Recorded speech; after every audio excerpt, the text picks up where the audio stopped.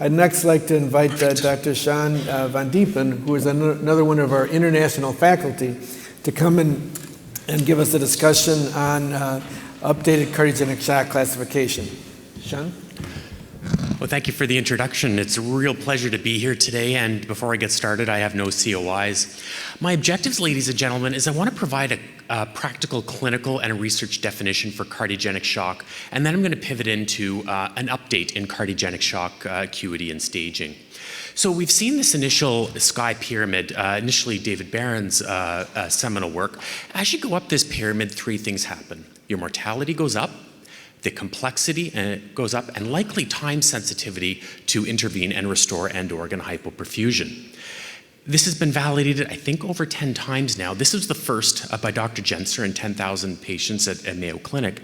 And you can see here that in stage C, which I'm going to highlight later, you have about a 10 to 12% in-hospital mortality. But once you get to E, extremis, the nearly dead, as it were, you have about a 70% in-hospital mortality. Now, what is it that really defines shock? Where does it start? At its core, cardiogenic shock is a cardiac disorder that results in end organ hypoperfusion. You can see some interesting trial definitions here that are really important for the internal validity of the trials.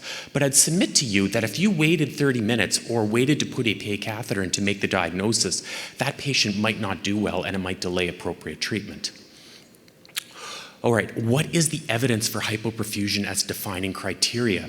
From the same data set, Dr. Jenser defined hypotension and hypoperfusion.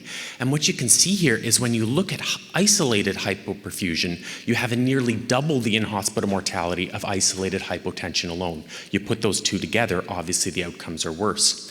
What's more interesting, though, is when you look across horizontally, when you increase the number of hypotension criteria, small increase in mortality, but look backwards on this graph.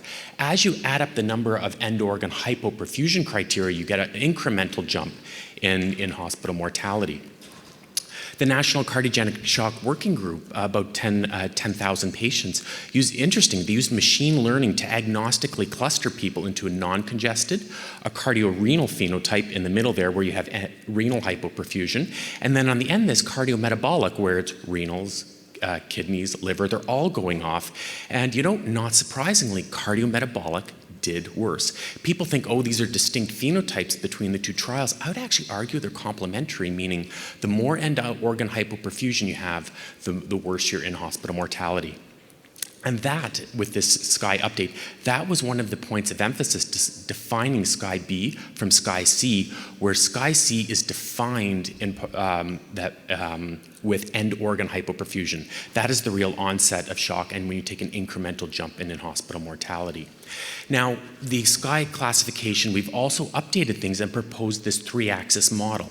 Now, you would say, well, you've got a 10% mortality or an 80% mortality, but my patient has X, Y, or Z, and you'd be right. The SKY only puts people into broad bins, but you have to apply other relevant in-hospital factors like shock severity, the amount of vasopressors, or hemodynamic derangements. Look at this across on the left for SKY shock stages. If you have severe acidosis with a pH less than 7.2, not surprisingly, your mortality is worse. Divide this up by no, single, or multi-organ failure. In each of those categories, the more acidotic you are, the worse you do. What about risk factors? There's lots of non-modifiable risk factors that you have. My patient's frail or not frail. Of course, incorporate that. But what about age? A 50-year-old with SKY C is going to have a 10, maybe 20% in-hospital mortality. But top right, an octogenarian with SKY E, you're pushing 80 to 90%. That matters. What about AKI? In A, B, and C, renal failure, it matters. You might argue here that, well, look at D and E, the point estimates are neutral, but I'd submit to you that the degree of other end organ hypoperfusion probably wipes out the independent in-hospital prognostic effect. And we've heard earlier from our two debaters, cardiac arrest matters. Here's the graph that was mentioned by one of our panelists. If you have an arrest at any SKY stage, not surprisingly, your outcomes are worse. And of course, a VF arrest has a better prognosis than a non-VF arrest, but this doesn't include things like time or downtime or the bystander response. And finally, the third part of this is phenotype and etiology. And when we put together the cardiogenic shock scientific statement, I think there was growing recognition that Across all phenotypes, they all have a low cardiac index, but SVRI and wedge pressure can vary. And of course, there's some less common phenotypes like normotensive and isolated RV shock. But we've learned so much more. This is from the National Cardiogenic Shock Working Group that divided people based on wedge pressure and RIP into congestion profiles. Not failure, but congestion profiles. And what we've learned here is that isolated RV shock, yes, it's still rare, but there's a growing recognition of bi-V congestion. And importantly, RV shock or IRV congestion isolated and bi-V congestion have a much higher mortality than just LV congestion or the euvolemic profile. What about the type of shock? This is about 500 patients from the ANOVA group. Everybody looks on the right here and says, yeah, heart failure, they do better. But what's more interesting in my view is that the profiles between the patients are different. AMI is older, have more cardiac arrests, vasopressors, and have more temporary support, where the heart failure population has higher wedge pressures, and they often go on to have more durable support, including transplant and durable MCS. What I find really interesting in this paper is look on the ends. When they divided de novo and heart failure patients, the de novo heart failure patients look almost identical to acute MI. Look at the SKY stages. Look at the therapies, mechanical support, dialysis, PA catheters, almost identical. It's the acute on chronic that look different. The one caveat though is that acute MI have the higher MCS use. And David Barron's work, history is the best predictor of the future. If your patient is stable or getting better, they do pretty well. Not surprisingly, if you get worse, the patient does worse, higher risk of mortality. And this was a point of emphasis in the SKY statement by Naidu et al., is that this is meant to be reapplied continuously and applied over time to readjust their risk. So this is my last slide. This is just one person's opinion, not validated. How can this be used for risk stratification? Well, the higher up your pyramid, the more likely you are to get through medical therapy. A stable, and I'm emphasizing a stable SKY-C on low-dose inopressors, probably has a 10% mortality. It's going to be hard to show a pump improving mortality in this population. But the closer you go to E, and my personal suggestion is once you start to deteriorate, you're more likely to need a pump to survive. I mean, SKY-D has about a 50% mortality, give or take. So that's really where D and E that you're going to most likely save someone's life. So with that, I will pause and happy to take any questions now or at the end at the discretion of our chairs. Thank you.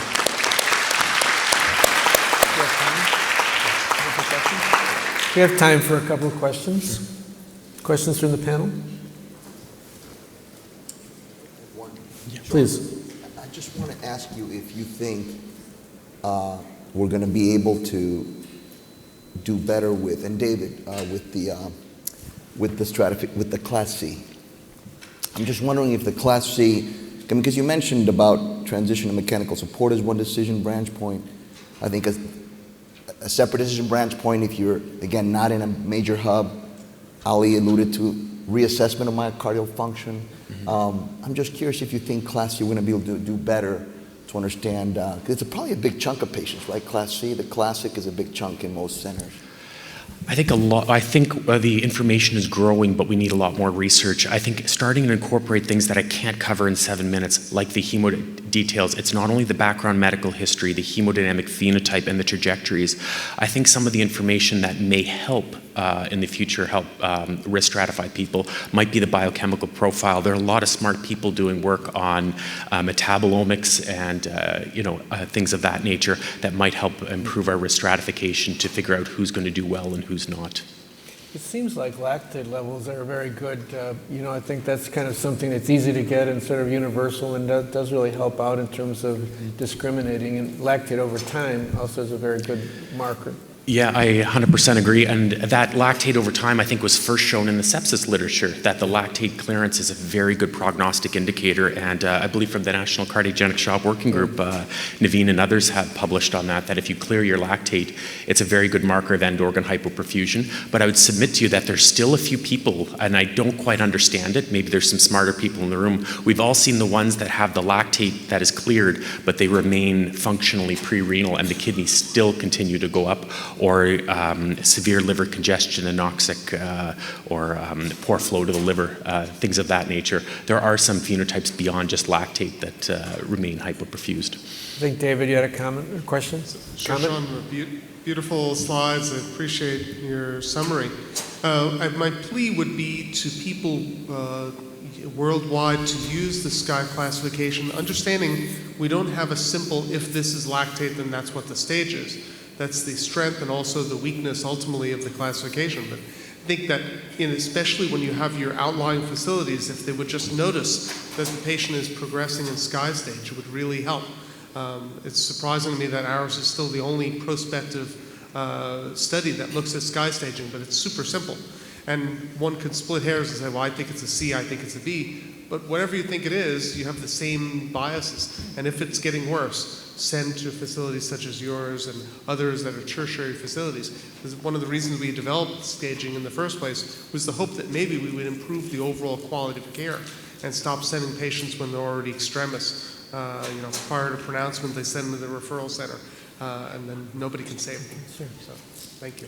Yeah, sorry. One of my comments to a certain degree is, we have these classifications are fairly demarcated, but we all know that what I think is more important is the slope of the trajectory as they move from one to the other. And sometimes it can be horribly fast, and sometimes it could be lingering, but then we have time to deal with these patients. But when the slope is really steep, as they move from B to C, then on their way to D, sometimes we have to do for stage B that's moving quickly what we would do for stage C or D.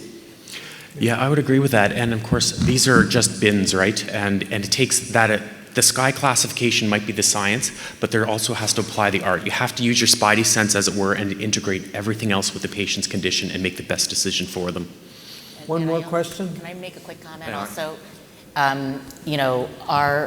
We focus a lot on hemodynamics, and yesterday we talked about that a lot too, but we have moved away from the bedside and laying hands on the patient, and they're cool, they're modeled, their neck veins are up.